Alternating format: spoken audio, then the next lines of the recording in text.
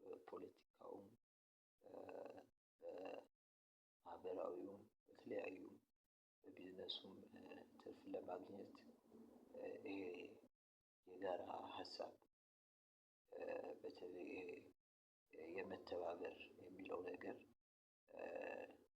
ቀጥታ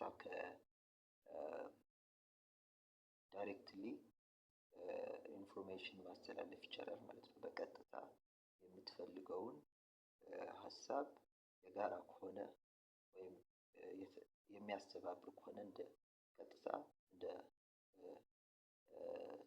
የተባበሩት መንግስታት ተቀባይነት ይኖረዋል እና ይሄንን ስለ ነዳጅም ስለ ሌላውም ስለ ኒውክሌር የጋራ ሀሳብ ማቅረብ ከተባበሩት መንግስታት ጋር መግባባት እንደሚቻል ሀሳብን ይቀበለዋል ማለት ነው።